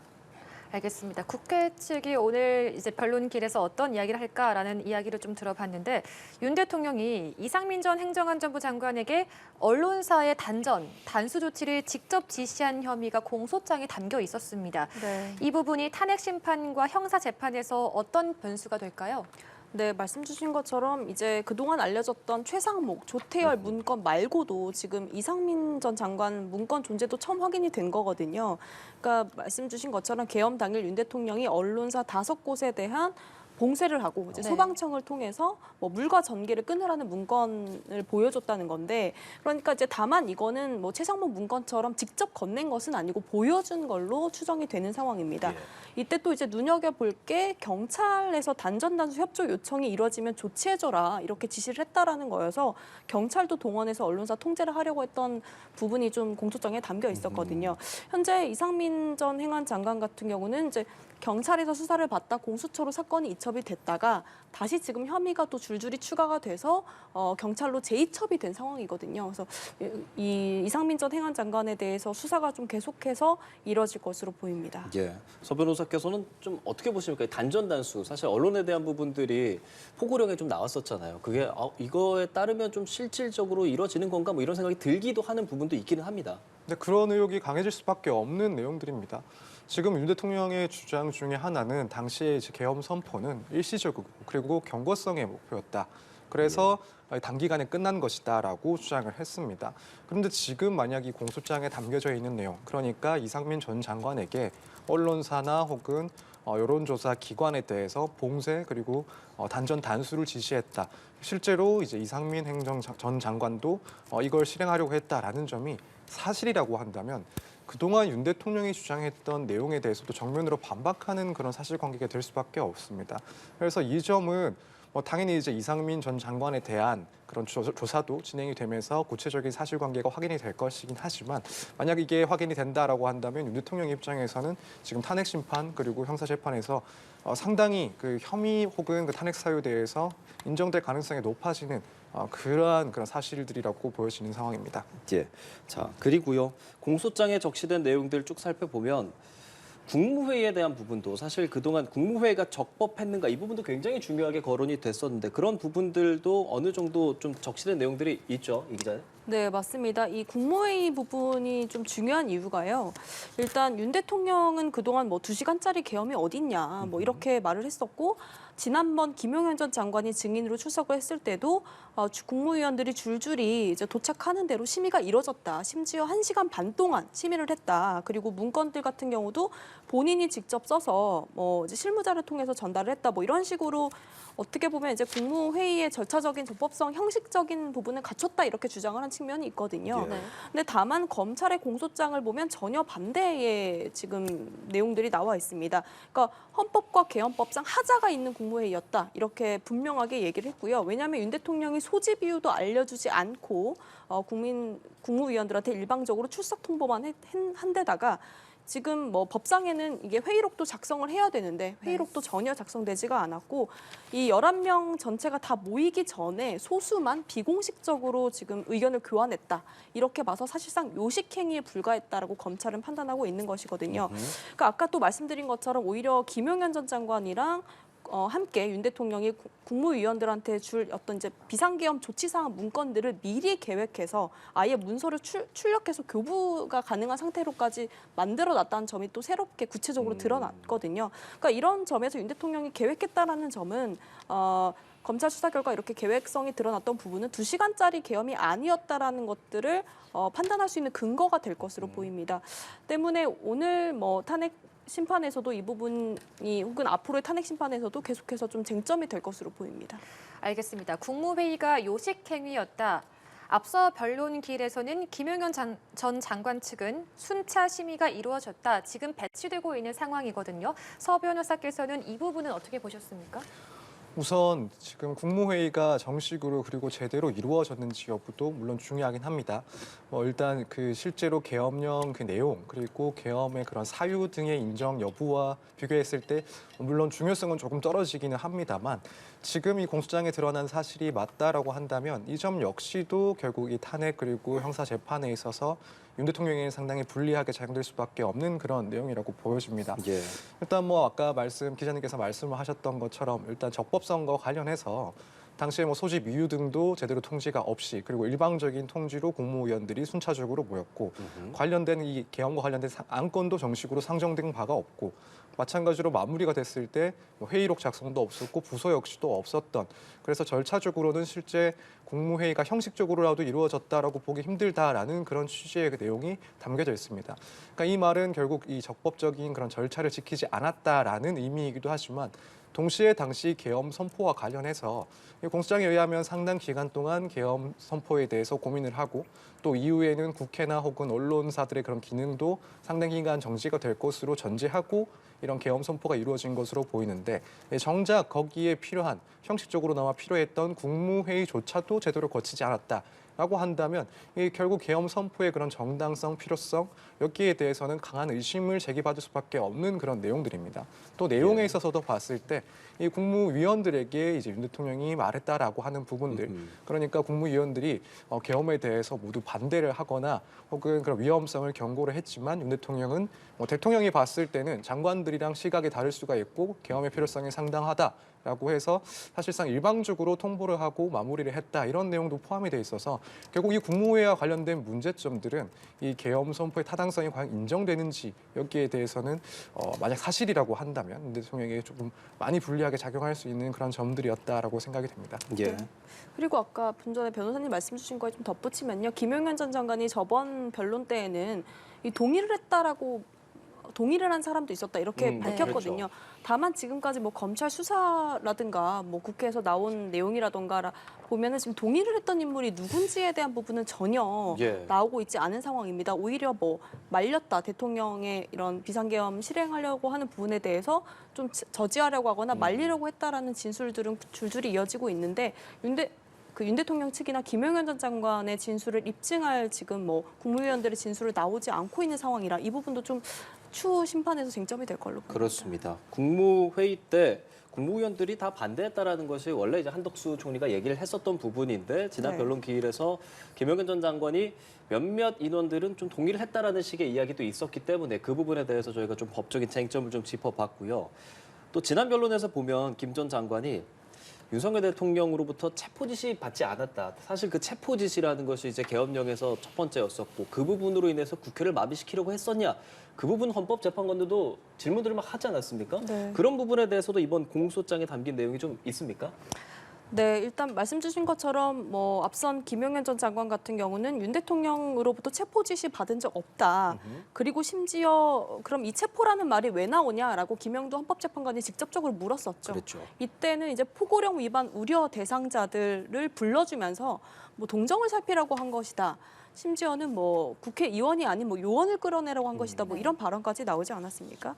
그래서 이제 이 부분에 대해서 이제 체포조 의혹을 부인하는 발언이 이어졌는데 일단 오늘 뭐 공소장 어제 예. 이제 드러난 공소장에서도 뭐 이제 윤 대통령 그리고 김용현 전 장관 또 방첩사 이렇게 이어지는 흐름 안에서 뭐 육해공까지 동원을 해가면서 정치인 체포조의 체포를 하기 위해서 직접적으로 움직이려 했던 정황들이 속속들이 드러났기 때문에 이 정치인 체포조 의혹이 오늘 탄핵 심판에서도 굉장히 중요한 쟁점이 될 것으로 보입니다. 알겠습니다. 자, 지금 말하고 있는 체포조 의혹. 현재 검찰 수사도 계속 이어지고 있는 상황이거든요. 이 부분이 중요해 보이는데 서 변호사께서는 어떻게 보십니까? 네, 이 부분도 무척 중요합니다. 결국에는 체포조를 실제로 운영을 하려고 했다라고 한다는 것은 이 국회의 운영 등을 장기간 마비시키려고 했다라는 의혹과 곧바로 이어지는 부분이기 때문에 네. 이 체포조 의혹과 관련한 조사는 상당히 중요한 내용일 수밖에 없고 이 부분 역시도 이제 형사재판 그리고 탄핵 심판에서 매우 중요한 그런 판단 자료로 사용될 수밖에 없습니다. 지금 특히나 이런 공소장을 통해서 지금까지의 그런 체포조 의혹과 관련해서는 관련자들의 진술이 어느 정도 한정돼 있었다라고 한다면 공소장에서 나오는 것들은 결국 당시의 정황들, 이 육해공 모든 군 인력을 군 수사관들을 동원해서라도 체포조를 또 운영하려고 했다라는 그런 정황 사실들이 추가적으로 확인이 됐고 또 여기에 대해서는 결국 이 군 관계자들의 진술이 뒷받침되고 있는 상황이기 때문에 여기에 대해서 이제 앞으로 추가적인 조사도 물론 있긴 하겠지만은 상당한 증거가 어느 정도 확보되어 있을 것이라 보이고 이 부분은 결국에는 형사재판 그리고 탄핵 심판에서 상당히 중요한 문제로 다루어질 내용이라고 생각이 됩니다. 예. 네, 그리고 좀 덧붙여서 이 체포조 의혹이 오늘 심판에서 쟁점이 될 거라고 말씀드리지 않았습니까? 근데 이 지금 검찰도 계속해서 체포조 운영 관련 수사를 이어가고 있는 이유가 있거든요. 그러니까 이게 영장주의 위반에서 국회의원들의 신체 자유를 침해하려고 했다라는 부분이 이게 지금 내란 우두머리 혐의에 있어서 이제 폭동을 일으킨 것으로 볼 수 있는 어떤 결정적인 단서가 될 수 있는 부분입니다. 네. 따라서 앞서 검찰이 뭐 지난주 국방부 조사본부라든지요, 국수본 안보수사국 등을 압수수색하지 않았습니까? 지금 국수본 서열 1인자인 우종수 국수본부장까지로 네. 향하고 있기 때문에 검찰 수사가요. 아직 뭐 피의자 신분으로 전환되지 않았지만 결국 이런 내란죄가 성립되기 위해선 폭동 행위가 뒷받침이 돼야 되는 만큼 이 체포조 운영 관련된 수사를 이어가면서 일선 경찰들의 이런 사법 처리 여부, 범위 같은 것들을 결정해야 하고 또 앞으로 이 체포조 수사를 통해서 밝혀질 내용들이 더 있을 것으로 보입니다. 예. 지금 이 시각은요 헌법재판소로 윤석열 대통령은 이미 이제 들어간 상황이고요. 곧 이진우, 여인영, 홍장원 증인이 출석한 상황에서 증인 심판 오늘 5차 변론 기일이 이루어질 예정입니다. 저희 보여드리는 화면은요. 조금 전에 호송 차량이 헌법재판소로 들어가는 화면을 보여드리고 있고요. 아마도 저희 지금 취재진단이 대리인단이 어떤 말을 할 것인가, 국회 측 그리고 윤석열 대통령 측 대리인단이 어떤 말을 할 것인가를 좀 들어보기 위해서 현장에서 취재진도 추운 날씨 속에 좀 기다리고 있는데 그런 부분들도 화면에 들어오면 저희가 곧바로 좀 전달을 해드리도록 하겠습니다.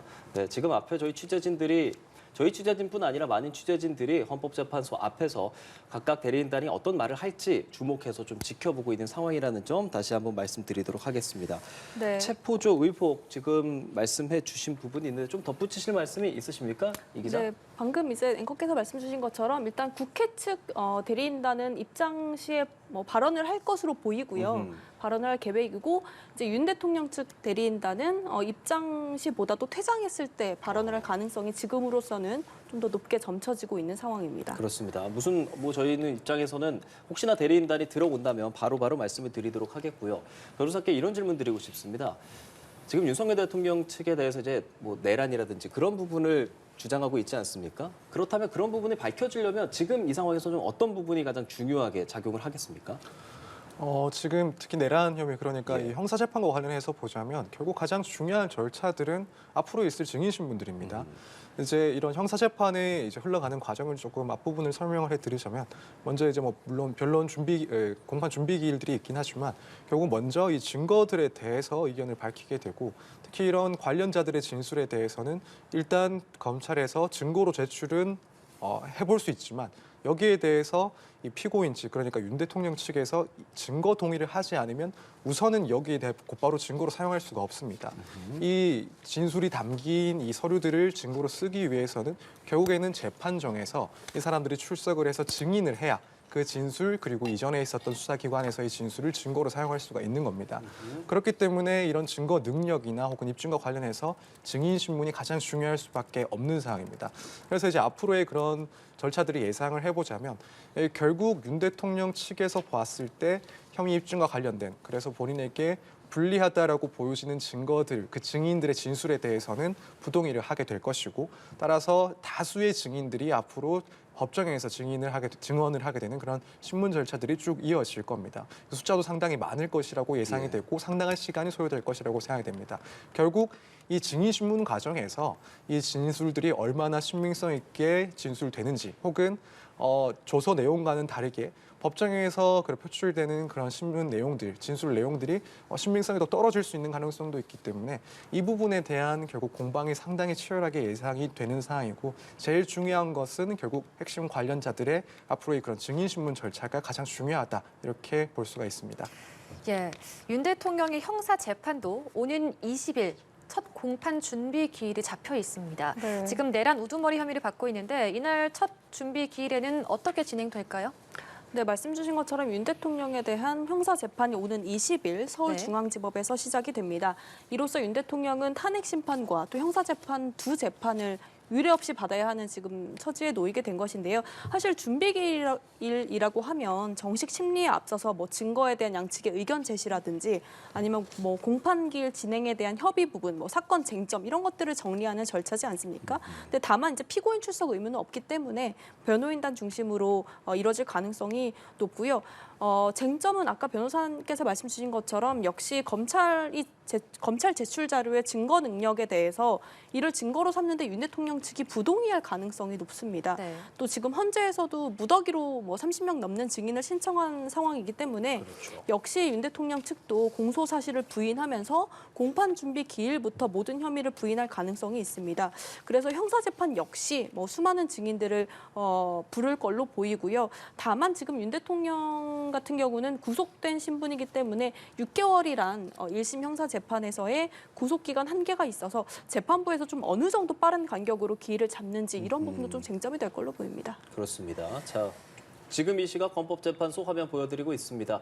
자, 안국역 주변 이제 그리고 헌법재판소 이 주변에는 지금 기자들도 상당히 많이 몰려 있는 상황이고요. 곳곳에 차벽도 설치되어 있고 안전 펜스 등으로 인해서 경계가 강화되어 있는 상황으로 전해집니다. 지금 이 시각 헌법재판소 정문을 통해서 검은색 승합차 하나가 들어가는 것으로 보이는데 정확히 이 안에 누가 탑승되어 있는지는 모릅니다. 다만 저희가 지금 기다리는 인원들은 앞서 말씀드린 증인 3명이 있고요. 뿐만 아니라 국회 측 대리인단 그리고 윤석열 대통령 측 대리인단이 있습니다. 어떤 관련된 인원들이 있다면 그리고 의미 있는 발언을 한다면 저희는 바로 속보로 전해드리도록 하겠습니다. 변호사님, 저희가 이런 화면들 그러니까 헌법재판소로 출석하고 윤석열 대통령의 구치소를 나가는 현장 화면을 많이 보여드리고 있어요. 그러면 이제 지금 윤석열 대통령이 어떤 것들을 받고 있는가, 어떤 목적을 위해서 출석을 하고 있는가, 지금 주 3회 정도 이제 출석을 하게 된단 말이죠. 그런 부분 설명 좀 부탁드리겠습니다. 우선 만약에 이제 헌법재판 그러니까 탄핵 심판 절차가 그 변론이 조금 더 추가가 된다, 변론 기일이 더 추가가 된다라고 한다면, 예컨대 2월 말까지도 변론이 추가가 된다라고 한다면 결국 형사재판과 일정이 상당히 겹칠 수 있는 그런 가능성이 높아지는 겁니다. 그렇게 되면 말씀하신 것처럼 뭐 주 3회까지도 이렇게 출석을 할 수 있는 상황이고요. 그래서 뭐 이 부분은 결국 이제 지금까지 일괄 지정돼 있는 변론 기일에서 추가 기일이 지정될 것인가. 특히 윤 대통령 측에서 다수의 증인들을 신청한 이상 여기에 대해 일부라도 헌법재판소에서 받아들이고 거기에 대한 증인 신문을 하기 위해서 기일이 더 필요하다라고 판단될 경우에 이제 그런 식으로 추가적인 기일이 잡히고 이런 형사재판과 일정이 사실상 중복된 상태에서 진행이 될 것으로 보입니다. 그래서 뭐 지금처럼 결국에는 뭐 지금 사실 일주일에 2번이라는 그런 탄핵 심판 절차도 뭐 윤 대통령 입장에서는 상당히 부담스러운 일정일 수밖에 없습니다. 탄핵이라는 대통령의 이제 파면 여부를 결정하는 사건에 있어서 방어권 행사라는 측면에서는 특히 또 구속된 상태에서 준비를 해야 되다 보니 분명히 일정상의 그런 부담감은 있을 건데, 거기다가 이제 형사재판까지 동시에 진행하게 된다라고 한다면 분명히 이런 부분에 대해서는 문제 제기를 할 수가 있고, 나아가서는 뭐 보석 허가 청구 같은 것들도 할 수 있을 만큼 이제 방어권을 보다 좀 적극적으로 또 풍부하게 행사를 하기 위해서는 그런 주장들도 있을 것으로 보이는데, 물론 여기에 대해서 법원이 어떻게 판단을 하고 일정을 조율할지 혹은 각종 청구를 인정할지 기각할지에 대해서는 지켜봐야 될 상황이지만, 만약 그런 상황이 된다면 아무래도 상당히 방어권 행사는 어려운 그런 제약이 있을 것이라고 생각이 듭니다. 지금 이 시각 헌법재판소 상황 보여드리고 있습니다. 윤석열 대통령 측 대리인단으로 보입니다. 윤석열 대통령 측이 지금 이제 들어가는 것으로 보이는데, 어떤 발언을 특별히 하는지도 저희가 주목해서 좀 들어보고 있는데, 손사래를 치고 있는 것으로 봐서는 지금 취재진은 질문을 하는데, 잠시만요. 현장 소리 좀 들어보겠습니다. 네, 저희 들어오는 현장 오디오가 딱히 없어서요. 지금 문은 열리지 않고 있는 상황이고, 윤곽근 변호사의 모습도 보입니다. 지금 취재진이 질문을 하고 있는데 그에 대한 답변을 하고 있는지 그 부분은 좀 들리지가 않고 있네요, 이채영 기자. 네, 맞습니다. 일단 배보윤 변호사를 포함해서 줄줄이 변호인단이 대리인단이 입장을 하고 있는데요. 특히 취재진의 질문에는 답하지 않고 그대로 들어가는 모습이 포착이 됐습니다. 네. 그렇네요. 예. 지금 취재진들이 헌법재판소 정문에서 많이 몰려 있습니다. 윤석열 대통령 측 변호인단이 지금 대리인단이 헌법재판소에 도착을 해서 들어가는 화면을 보여드리고 있는데요. 네. 별다른 브리핑을 한다거나 언론과의 접촉은 하지 않고 있고요. 앞서 배보윤 변호사 그리고 윤곽근 변호사가 손사래를 친다거나 말하는 부분에 있어서 뭐 저지하는 그런 모습 정도는 보여주고 있었는데, 네. 5차 변론 기일이 진행되는 상황, 윤석열 대통령 측 대리인단은 어떤 발언들을 좀 준비하고 있을까요? 네, 일단은 앞서 저희 취재진의 현장에 나가 있었는데요. 취재진이 오늘 변론과 관련해서 윤 대통령과 어떤 준비를 했냐, 또 오늘 출석하는 증인들이 윤 대통령과 반대되는 증언들을 해왔는데 어떤 입장이냐, 이렇게 좀 줄줄이 물었는데 모두 묵묵부답인 채로 들어갔습니다. 그래요. 또 이제 어제 윤 대통령 측에서 김봉식 전 서울경찰청장을 추가로 증인 신청을 했거든요. 예. 이에 대한 부분도 물어봤지만 역시 아무런 말 없이 들어간 것으로 전해지고 있고요. 네. 예, 지금도 헌법재판소 현재 상황을 보여드리고 있습니다. 저희가 좀 멀리서 잡히고 또 날이 춥기 때문에 옷이 좀 두껍기 때문에 정확하게 어떤 인원들이 들어가는지 그런 부분에 있어서 다소 좀 혼선이 있을 수 있습니다. 다만 확실한 것은 지금 보여드리는 이 화면 조금 전 헌법재판소 상황입니다. 대략 2, 3분 전인데요. 배보윤 변호사, 윤곽근 변호사 등 윤석열 대통령 측의 대리인단이 헌법재판소에 도착을 했고요. 보여드리는 것처럼 취재진이 질문을 하는데 별다른 특별한 이야기는 지금 하지 않는 것으로 보입니다. 혹시라도 현장에서 특별한 이야기가 있었다라고 한다면 저희가 바로 속보로 전해드리도록 하겠고요. 이제 이렇게 윤석열 대통령 측 대리인단이 헌법재판소에 들어갔고, 그러면 국회 측 대리인단도 아마 곧 도착을 하게 될 것으로 보이는 상황인데, 네. 혹시라도 어떤 발언을 내놓을지도 주목이 됩니다. 혹시 관련해서 뭐 이채영 기자께서 지금 취재하면서 들으신 바가 좀 있습니까? 네, 일단 좀 대표단이 국회 측 대표단이 와서 좀 발언을 해야 저희가 좀 전달할 수 있을 것 같습니다. 일단 좀 미리 입장문을 전달한 게 있는데요. 일단 발언 다음에 좀 전해달라 이렇게 부탁을 해온 측면이 있어서요. 아마 알겠습니다. 뭐 국회 측에서 증인을 3명이나 줄줄이 신청을 했기 때문에 비상계엄 선포 전후로 좀 사실관계들이 구체적으로 밝혀지길 기대한다. 뭐 이런 입장을 밝힐 예, 것으로 예상됩니다. 알겠습니다. 지금까지 상황을 전반적으로 정리를 해드리겠습니다. 지금 헌법재판소 상황을 저희가 계속 보여드리고 있는 이유는요. 오늘 오후 2시부터 윤석열 대통령의 탄핵 심판 5번째 변론 기일이 열리기 때문입니다. 오늘은요. 국회 측이 신청한 이진우 전 수도방위 사령관, 여인영 전 방첩사령관, 또 홍장원 전 국정원 1차장이 잇따라 증인으로 출석을 할 예정입니다. 지금 말씀드린 이 증인들은요. 모두 윤석열 대통령 그리고 김용현 전 국방장관의 지시로 국회 병력을 투입하거나 정치인 체포에 나섰다라고 진술을 했었던 핵심 증인인 만큼 오늘 2시부터 진행되는 변론이 탄핵 심판의 분수령이 될 전망이고요. 시간 순으로 보면 2시 30분에 이진우 전 수도방위 사령관이 가장 먼저 증언대에 설 예정이고요. 그리고 90분 뒤 오후 4시에는 여인영 전 반첩사령관이 증인신문이 진행이 됩니다. 그리고 5시 반에 홍장원 전 국정원 1차장의 증인신문도 진행이 되고요. 윤석열 대통령 측은 지금으로부터 대략 1시간 전에 구치소를 출발을 해서 이미 헌법재판소 지하 주차장으로 들어가는 것까지 저희가 보여드렸고요. 이후에 윤석열 대통령 측 대리인단, 지금 보여드리는 이 대리인단이 헌법재판소에 들어가는 것까지 보여드렸습니다. 국회 대리인단은 아직 도착을 하지 않은 상황이고요. 증인 3명이 헌법재판소로 들어가는 것 역시도 아직은 저희 취재진 화면에 들어오지 않았습니다. 지금까지의 상황을 저희가 전달을 해드렸습니다. 네. 자, 다음 계속해서 좀 대담을 이어가 보도록 하겠습니다. 현재 오늘은 윤석열 대통령의 변론기일 5차 변론기일이 진행될 예정이고요. 오는 목요일은 6차 변론기일이 예정돼 있습니다. 하지만 이번 6차 변론기일은 오전 10시부터 진행한다고 합니다. 하루 종일 진행될 예정인데 앞으로 남은 6차 변론 증인 출석과 또 공방 쟁점 한번 좀 짚어주시겠어요?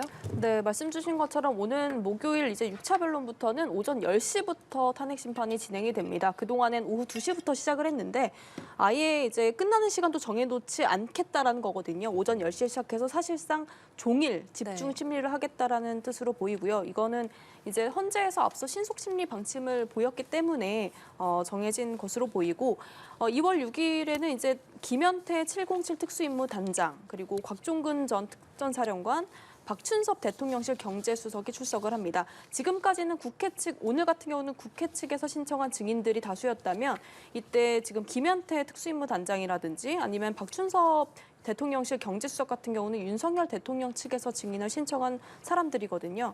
게다가 이제 곽종근 전 사령관 같은 경우는 이제 뭐 의결 정족수가 안 채워진 것 같으니까 국회 안으로 들어가서 사람들을 데리고 나와라. 네. 문짝을 뭐 도끼로 부수고라서도 안으로 들어가서 다 끄집어내라 또 이런 진술을 했던 인물이지 않습니까? 이렇게 지시를 받았다고 진술을 했던 인물이고요. 김현태 단장 같은 경우는 국회의원 150명이 모이면 안 된다는 곽 전 사령관 지시를 받았다고 기자회견을 직접 해서 폭로를 한 바 있습니다. 네. 역시 박춘섭 경제수석 같은 경우에는 이제 계엄 선포를 윤 대통령이 마음 먹게 된 어떤 국회 상황 같은 것들을 집중적으로 설명을 할 것으로 보입니다.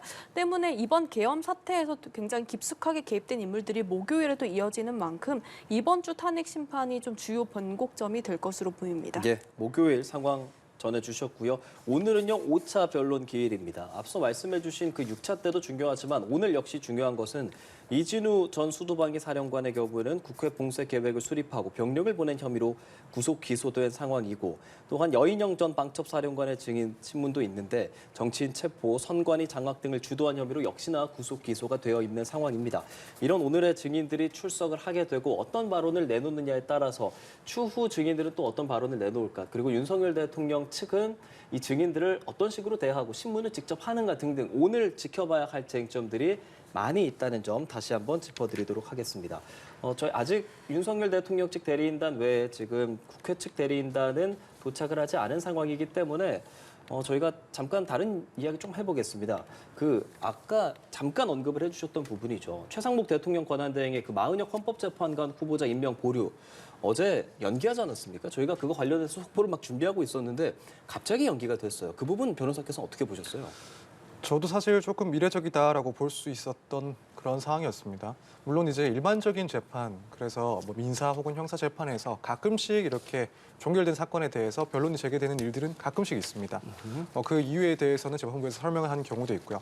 다만 이제 헌법재판소의 이런 판단에서 변론을 종결했다가 다시 한번 제기를 하는, 특히 이렇게 선고기일 당일에 변론 재개 결정을 하는 사례는 저도 찾아봤는데 사실 찾기가 많이 힘든 것 같습니다. 그만큼 좀 이례적인 그런 결정이었다라고 볼 수가 있는 것 같고, 이제 그렇다면 헌법재판소에서 굳이 선고 당일에 이렇게 변론을 재개한 이유가 무엇인가, 선고 기일을 그래서 늦추게 된 이유가 무엇인가에 대해서 다양한 의견들이 존재하는 것 같습니다. 여기에 대해서 헌법재판소에서는 뭐 명시적으로 그 이유에 대해서 밝히진 않았기 때문에 여러 가지 추측이 있는 사항인데, 한 가지 이유로 이야기가 나오는 것은 결국 지금 이 권한쟁의 심판에 있어서는 헌재가 한 번 변론 기일을 열고 마무리를 지었습니다. 종결을 했기 때문에 여기에 대해서 지금 정부 측이나 혹은 여당 측에서는 지나치게 빨리 종결한 것이 아닌가.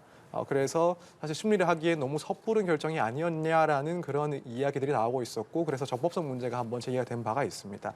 그래서 한 번 더 변론 제기를 하면서 결국 이런 너무 지나치게 빨리 종결을 했다라는 비판을 조금 완화시키기 위한 그런 목적이 있는 것 아니냐, 이런 주장도 있는 것 같고, 또 한편으로는 이제 얼마 전 이 우원식 그 의장의 이런 국회를 대표한 이 권한쟁의 심판 청구 자체가 부적법하다. 국회의 표결을 따로 거치지 않았기 때문에 각하돼야 된다라는 주장이 있었습니다. 그러니까 여기에 대해서 헌법재판소도 조금 신경을 쓰는 그런 쟁점이 아닐까. 그래서 이 점에 대해서는 지난 기일에 명시적으로 그래서 다룬 바가 없기 때문에 한 번 더 재판 그 변론 기일을 열고 이 각하 사유에 해당하는지 여부에 대해서 양측의 의견을 듣고 여기에 대한 심리를 일단 종결을 하려는 것이 아닌가, 이런 생각도 개인적으로 하고 있습니다. 그래서 정확한 사유는 알 수는 없긴 하지만 이런 적법성 문제하고 관련해서 헌법재판소에서는 그 점을 고려해서 변론을 한 번 더 제기한 게 아닐까, 이렇게 생각을 하고 있습니다. 이 헌법재판관이 8명으로 구성이 됐고 이제 9명이 되냐 마냐에 따라서 거기서 3명 뭐 반려하냐 뭐 그런 부분 상당히 좀 중요하기 때문에 더 집중이 되는 상황인데, 네. 다만 윤석열 대통령 측은 재판관 회피 촉구 의견서 뭐 이런 것도 내지 않았습니까? 관련된 네. 내용 좀 전해주시죠. 맞습니다. 윤 대통령이 이제 지난주에 재판관 3명, 그러니까 문영배 헌재소장 권한대행을 비롯해서 정계선, 이미선 재판관을 포함해 이제 3명에 대한 재판관 회피 촉구 의견서를 내서 지금 현재 재판부에서 검토 중이라고 밝힌 상황이긴 합니다만, 일단 이렇게 계속해서 이제 재판관에 대한 정치 성향을 문제 삼으면서 계속해서 헌재를 공격하는 이유들을 좀 저희가 살펴봐야 될 것 같거든요. 그러니까 과거 행적이라든지 아니면 과거 특정 정치인이 과의 교류라던가 10년 전, 수년 전 행적들을 가져와서 심지어 가족 관계 내용까지 들고 와서 이렇게 문제를 삼고 있는데, 일단 여당 주장을 그대로 가져와서 재판의 공정성에 지속적으로 문제를 제기하려는 측면이 있고요. 역시 여론전을 강화하려는 한 축으로 볼 수가 있습니다. 일단 좀 더 이렇게 계속해서 여론전을 강화하는 이유를 좀 살펴보면, 지금 현재 재판관 말씀 주신 것처럼 8인 체제지 않습니까? 예. 어제 만약에 이제 선고가 위헌 결정으로 났더라면 9인 체제로 갈 수 있는 길이 열렸을 수도 있습니다만, 이 8명 가운데 만약에 재판관 3명이 회피로 빠지게 된다면 5인 체제가 되는 것인데, 지금 탄핵 결정 의결 정족수는 6명입니다. 그러니까 네. 최소 6명 이상의 찬성이 있어야 되는 거거든요. 그러니까 일단 5명에서 3명이 빠지게 되면 정족수에 못 미치게 되니까 이런 점을 좀 의도한 것 아닌지 보이고, 다만 지금 재판관들이 스스로 회피에 나설 가능성은 낮다라는 게 법조계 분석입니다. 알겠습니다. 헌재의 결정 위헌이다 아니다라는 것에서 결정이 난다면 최상목 권한대행이 즉각적으로 따라야 할지에 대해서 이 부분에 대해서도 의견이 엇갈리고 있거든요. 법적으로 이 부분을 강제할 수 있는 부분도 아니라고 들었습니다. 네, 우선 먼저 이제 법적으로는 헌법재판소에서 이런 국가 기관의 부작위에 대해서 위헌이다라고 판단을 하게 되면 이 자기를 해야 될, 그래서 헌법재판소의 결론에 따라서 무언가를 행동을 해야 될 그런 의무가 발생을 합니다. 예, 이건 잠시만요. 저 말씀 듣는 와중에 저희가 헌법재판소 화면 보여드리고 있는데 국회 측 대리인단이 들어오고 있습니다. 정청래 의원이 가장 먼저 지금 필두에 서서 지금 걸어오고 있는데요. 국회 측 변호인단이 들어오고 있습니다. 정청래, 김희수, 손두환 등 인원들로 보이는데 취재진 앞에 서는 것으로 보입니다. 어떤 이야기를 하게 될 것으로 보입니다. 예. 앞서 윤석열 대통령 측 대리인단은 바로 헌재로 들어갔고요. 국회 측 대리인단이 입장을 발표할 것으로 보입니다. 함께 들어보시죠. 헌법재판소에 대한 공격이 도를 넘고 있습니다. 헌법재판관 개인에 대한 신상털기와 협박이 횡행하고 있습니다. 해괴한 요설로 불의한 재판관이라 낙인 찍고 대통령 탄핵 심판 결과에 불복을 선동하고 헌법재판소를 휩쓸 것이라는 섬뜩한 광기마저 표출하고 있습니다. 또 폭동 선동입니까? 헌재에 대한 공격은 그 자체가 헌법 파괴이고 제2의 내란 책동이라 아니할 수 없습니다. 형법 제87조에서 규정하고 있는 내란이란 대한민국 영토의 전부 또는 일부에서 국가 권력을 배제하거나 국헌을 문란하게 할 목적으로 폭동을 일으킨 자를 뜻합니다. 형법 91조에서 규정한 국헌 문란이란 헌법에 의하여 설치된 국가기관, 즉 헌법기관을 강압에 의하여 전복 또는 그 권능 행사를 불가능하게 하는 것입니다. 헌법재판소를 강압에 의하여 권능 행사를 불가능하게 하는 것 자체가 국헌문란, 내란 행위에 해당될 수 있습니다. 헌법기관인 법원 판사의 판결이 마음에 안 든다고 서부지법 청사에 난입해 폭동을 일으키고 해당 판사를 색출해 린치를 기도하는 폭력 사태를 우리는 생중계를 통해서 똑똑히 보았습니다. 헌법 수호 최후의 보루 헌법재판소가 매우 위험합니다. 대한민국 국민들은 제2의 폭동 사태를 더 이상 원하지 않습니다. 정치권부터 헌재에 대한 공격과 협박을 멈추어야 합니다. 대한민국 국민 누구나 헌법과 사법 질서를 존중해야 합니다. 죄를 지었다면 법의 심판을 받아야 합니다. 각오하고 나선 길 아닙니까? 째째하게 굴지 마십시오. 내란의 죄를 저질렀다면 그에 합당한 벌을 받아야 합니다. 그것이 헌법 수호이고 사법 정의입니다. 하루빨리 공정한 탄핵 심판을 통해서 국민들이 발 뻗고 편안하게 주무실 수 있도록 최선의 노력을 다하겠습니다. 고맙습니다.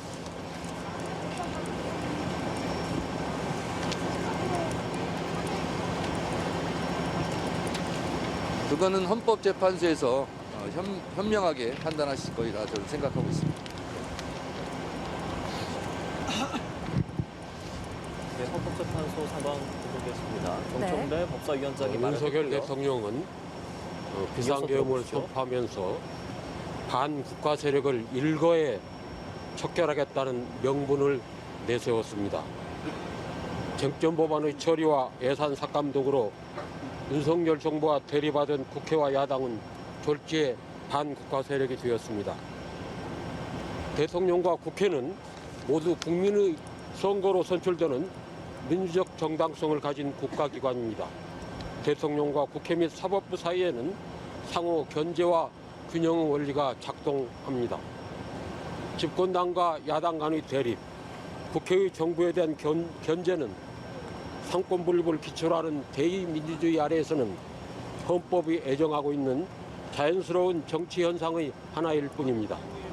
그것이 과열될 때면 대화와 타협이라는 정치로 풀어내야 합니다. 국회는 헌법이 정한 입법권의 틀 내에서 입법 활동을 통해 대통령과 정부의 권한에 대한 견제 역할을 수행했습니다. 대통령도 이에 대응하여 소위 김건희 특검법 등 25개의 법률안에 대해 헌법에서 정한 거부권을 행사하였고 결국 해당 법률안들은 폐기되었습니다. 물론 국회와 정부, 여당과 야당의 극한적인 대립이 이상적인 정치인 것은 아닙니다. 하지만 그렇다고 하여 어느 한편이 반국가 세력이 되는 것은 아닙니다. 헌법이 애정하고 있는 정상적이고 파편적인 정치적 갈등이었기 때문입니다. 그럼에도 불구하고 대통령은 자연스러운 정치 현상을 대화와 타협이라는 정치로 풀어내려는 시도는 전혀 하지 않은 채 독재자처럼 국가 비상사태로 함부로 단정하고 무정한 군사력과 경찰력을 동원하였습니다. 이는 비상계엄이라는 극단적 조치를 통해 야당의 존재, 국회의 기능 자체를 소멸시키고자 하는 헌정 질서 파괴 행위일 뿐입니다. 이상입니다.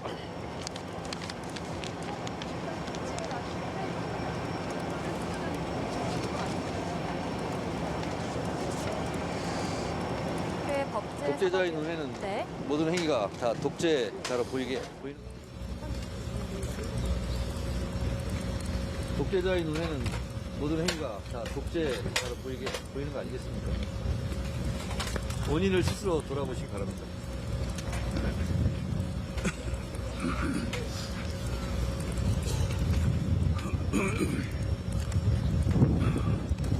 오늘은 대통령 탄핵 심판 사건의 제5회 변론 기일입니다.